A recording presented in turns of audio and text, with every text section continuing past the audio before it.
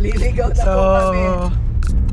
Papunta na kami sa Bukal Falls. Pero ilang beses na naman ako niya. Mag-rant na naman ako nito. Buti wala isang pinsan ko. Tonto pag nag-rant ako eh. Okay. So ito na raw yung daan papunta ron. Pero nasa tamang daan na kami. I doubt. Ayan, may arrow. Bukal May Falls. doubt pa rin ako eh. No doubt na, may arrow na.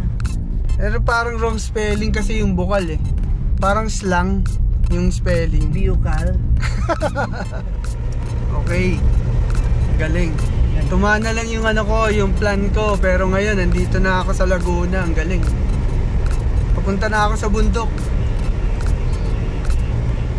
So, ang daming choices kanina kung saan ako pupunta. Pero ngayon, biglang naisip ko dito. Kasi meron akong pinaplano dati na puntahan. Napaka-clear ng tubig, tapos yung ano niya, bluish na napaka-clear. Hindi siya malabo na kulay ano, parang turquoise na ano. Hindi siya ganun. Siya yung turquoise na napakalinaw. So ngayon, mapupuntahan ko na siya. Pero late na eh, medyo late na. Hindi na siguro magtatagal doon. Tsaka tinan niyo yung ano, yung ulap. Kailangan mapalipid lang natin si Sparky ng saglit. Makakuha lang tayo ng footage. Okay na ako dun, masaya na ako. Kahit di na ako maligo. Ayos na. Hindi ko alam kung anong bundok yan eh. Pero bundok yan, pupunta kami sa bundok. Kumuha na rin tayo ng tour guide para maganda. Sure. Kailangan may kasamang lokal dun. So magaganyan tayo dun. Habang ano, ayos di ba? Pero mga biglaang travel natin. Bigla ko naisip. Ayan, nagpa-fart pa ako, di ba? Ayan, basta naisip talaga. Oh, ito rin, isa rin. May kasama tayong isang magaling na trail master, oh. Nasa unahan ko. Walang pinagkaiba yan doon sa isa. Nakasama ko lagi. Pinsan ko din yan, magaling yan. Magandang hapon po. Alright. Ito sayote siya. Ayan. Itaniman ng sayote kanina. Baguio beans. Ayos. Ngiting tagumpay na naman tayo. Kasi kanina pa kami naliligaw sa totoo. Sarap, di ba? Nandito tayo sa taniman ng sayote, oh. Akala mo dumadaan tayo sa taniman ng ubasan, pero sayote yan. Ah, di ba? Napakaganda. Medyo slow descent lang to. Diba? Wala pa ang tulog, sa totoo lang. Kagaling ko lang sa office nung maisip kong pumunta rito. Kaya pala ang nangyayari pag walang tulog. Oo. Medyo sabi ko rin sa isa nating katropa eh, pag kinati yung pa ako, akit ako ng bundok eh. Pero hindi malapit yung bundok, dito tayo sa malapit sa ano. Napunta tayo sa Laguna. Ayun na, naririnig ko na yung flow ng tubig. Pero maganda rito, ang daming taniman, oh. Puro mga baging. Parang sarap, napaka-relaxing dito. Diba? Puro green. Puro foliage. Oo, puro foliage. So hindi kasunog. Ayos, naririnig ko na yung flow ng tubig. Konti na lang. Malapit lang, parang 15 minutes lang. May dala kang sasakyan, park mo lang dun sa ano. Medyo naririnig na natin lagas-lagas ng tubig. Parang medyo malakas. Tapos yung ating mga tour guide na mababait, meron naman silang dalang ano, Nagdala sila ng mga life vest. Hindi ko naman gusto maligo, sa totoo lang. Gusto ko lang mag video. Pero tinatin kung okay, di try. Pag hindi, di diretso lang. Para tayo nasa Jurassic Park. Ano nyo? Covered na covered. Yung ibang pinuntahan natin, para tayo nasa Chocolate Hills, wala man lang foliage eh. Kaya sunog tayo dun. Dito talagang alaga ka ng mga puno eh. Ayan, ganda sa taas oh. Diba? So ngayon pababa tayo dun sa falls. Makikita ko na ngayon yung pinakamimiti ko. Dati tagal ko na itong gustong puntahan eh. So ngayon lang magkakatotoo. Medyo steep na yung descent. Buti may mga ginawang hagdan pababa yung mga tao. Siyempre para makapunta yung turista. Okay yung ano, hindi masyado matao. Hindi ko alam kung may mga tao kasi hindi ko naririnig eh.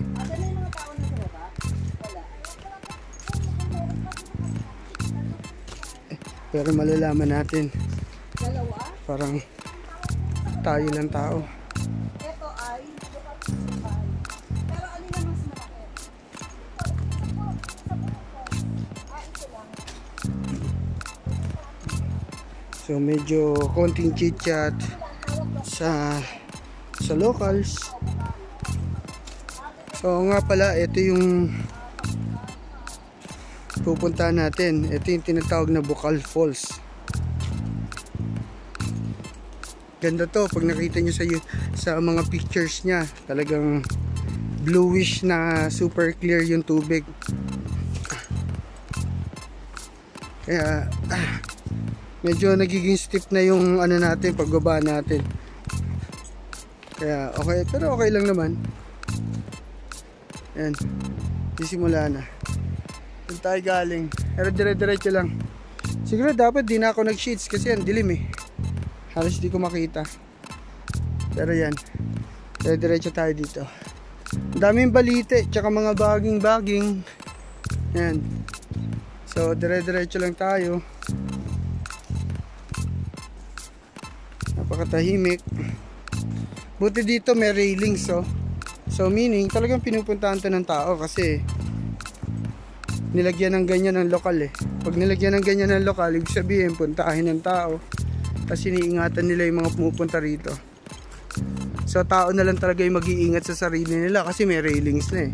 So pag di ka nag-iingat tapos nahulog ka dyan, hindi na nila fault. It's either may tumulak sa'yo or nahulog ka lang talaga or nadulas. So dapat nag-iingat pa rin tayo dito. Kasi napaka-steep oh. Yun. Steep siya. Yan, sarap. Maririnig mo, ibon. Wala naman ako marinig na cricket pero ibon. Narinig kong humuhuni. Medyo nagiging steep na yung pagbaba. Pa-steep ng pa-steep. So yung kamay ko, hawak ko tong phone. Tapos may hawak pa tayong inumin. Which is sisimula na naman kumirit yung ano ko. Konti pa lang yung nilalakad natin. Medyo nakirot na naman yung tuhod ko ah. Napahinga kasi. Dapat talaga dire-diretso lang yung ano natin, pag-hike natin para masanay uli. Hindi naman ganito. Pero siguro dahil nag-age na tayo, medyo nakirot na rin yung mga tuhod-tuhod tsaka mga joints kailangan na i-exercise every now and then para hindi siya magkare-diretso yung sakit. Medyo steep na yung ano pababa kasi yun yung mga guide natin oh. Steep na yung hagdanan. Dense na dense pa yung ano, yung forest oh. Kasi maaraw dun sa labas pero kita mo rito kulimlim siya. Diba? Sabi hitik na hitik pa yung ano rito. Yung mga puno, halaman, sari-sari.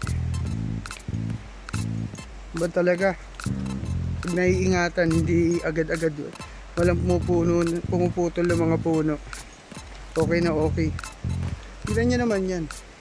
Hindi kayo magagandahan dyan. Doon tayo galing. Doon, pa ganyan. So, diretso na tayo dito. At doon tayo, konti na lang. Siguro dito na.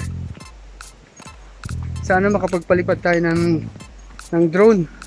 Kasi napaka ano niya, hitik. Napaka hitik. Puro foliage. Napakadaming halaman. Napakaganda. Ganda na itong lugar. Tahimik. Not sure kung talaga makakapagpalipad tayo dito. Pero try natin. Natin kung ano magagawa natin.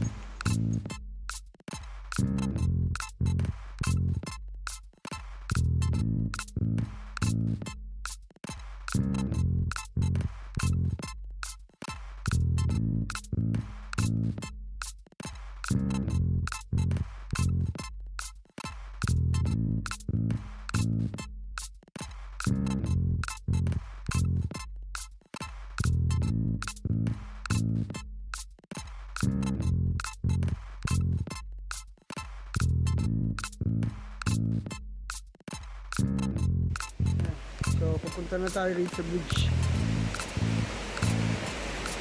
Pagpalipad tayo ng konti, apakalino ng tubig. Tignan nyo yan. Grabe, sarap maligo. Sigurado babalik ako dito. Ang linaw oh. Pwedeng inumin. Grabe. So, yan. Kailangan dahan-dahan ka lang dito. Ang linaw ng tubig dito, grabe. Sarap maligo. Kailangan dahan-dahan.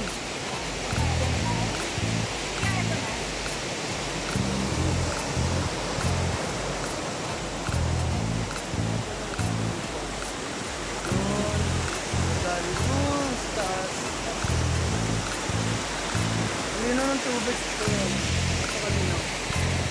Pero dapat mag-ingat kung nagpapalipad ng drone dito.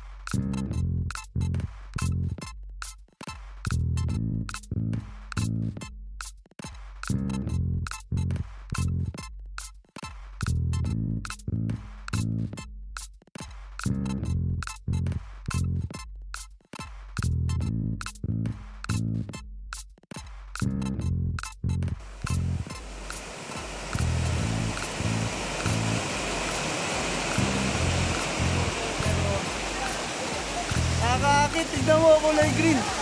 Kulay green siya, ang linaw. Habang umiinom ako ng ganito.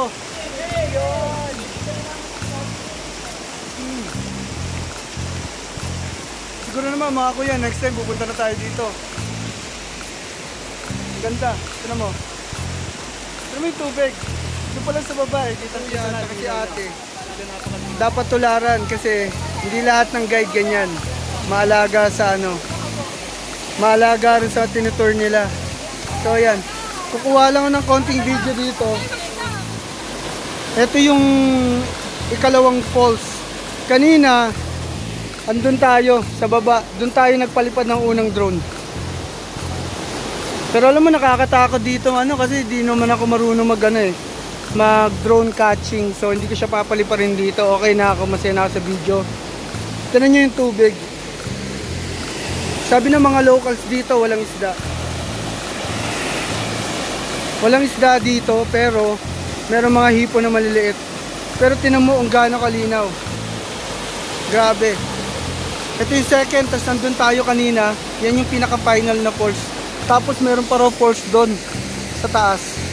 Which is di na natin mapupuntahan. Siguro next time pupunta tayo. Ayan o. Ang ganda, napakaganda talaga niyan. Wala akong masabi kundi maganda. Napakaganda. Tapos yung isa doon, kung makikita nyo yung isa doon, nagsosolo. Ako di ako maliligo, pero siya nagsosolo na siya doon. Iniinggit niya si Cyril. Ganda. trekking natin. Satisfied kahit di ako naligo. Yung makita mo man lang yung ganong kalinaw na hindi mo nakikita yun sa city eh. Sasadyain mo talaga. Yung makita mo pa lang yung satisfied ka na eh. Tapos yung makarating ka dun, hindi mo na siya matatawaran. Ako kahit na hindi ako naligo, enjoy na ako. Sarap, kahit napakalayo pa nito, siguradong babalikan. Huwag ka lang pupunta rito ng rainy days ha, hindi ka matutuwa, baka abutin ka. Punta ka dito mga ganitong panahon or summer, hindi naman yung mawawalan ng tubig. Siguradong hindi siya mawawalan, kasi ever since nakikita ko pa lang siya sa mga vlog spot pa lang dati, wala pa yung mga vlog like video vlogging. Vlog pa lang yung binabasa, nakikita ko na to eh, na ang ganda-ganda ng tubig. Di siya edited, di mo na siya kailangan edit kasi napakaganda niya. So pa-ascent na tayo. Medyo struggle, siguro konting challenge pero kaya naman. Para kang umakyat sa Pilon Hills. Medyo 45 degrees na to eh. Tama yung aking pinsan, mihinto siya oh. Ako medyo kumukuha na ng ng hininga. Medyo nakakapagod siya. Ito pa lang yung stretch na to. Pero maganda rito, buti inayos ng ng community. Para syempre, di ba? Papagbuti yung kanilang turismo. Kasi kung wala to, tapos lubid, walang stairs, lubid lang, ang hirap puntahan nito. Wala silang magiging livelihood. Kaya okay na rin to. Kahit matarik, at least makakapunta ka rin sa lugar ng pinapasa ko ng hininga dun pinapasa ko ng hininga. Tarik nun.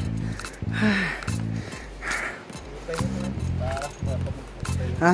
Uy, hindi, kaya yan kasi ito na, medyo malapit na tayo dun sa Sayote Yard. Kala ko dati ubasan, or kanina kala ko ubasan eh, yun pala puro sayote. Nakakahingal, short distance pero nakakahingal. Yung nakit natin di biro, matarik yan, bangin. Hirap yung huminto ng basta-basta kasi mas lalo ka magba-blackout eh. Kaya kailangan saglit lang tas lakad para yung adrenaline dire-diretso. Hingal ako. Sila ate parang lang oh, nag-walk in the park lang oh. Kami single kabayo na. Meron naman stairs pero diretso lang. Isa pa napansin ko dito, kahit na dense yung forest, medyo hindi ka makakita ng kalat. Unlike ng ibang lugar, talamak kung saan nagtatapon. Dito wala. Napakaganda, diba? Ulit-ulit yung pumunta. Kasi pag may nakita ka na agad dyan ng mga bottled water, parang masait sa mata yun eh. Bottled water, tourist spot, tas may mga bottled water na nagkalat. Ang pangit, diba? Dito wala kang makikitang ganyan. Ang ganda yung lugar. Alaga ng lokal, tsaka yung tourism. Perfectly 7 isang kilo. Ha? Sir? Wow. Tara.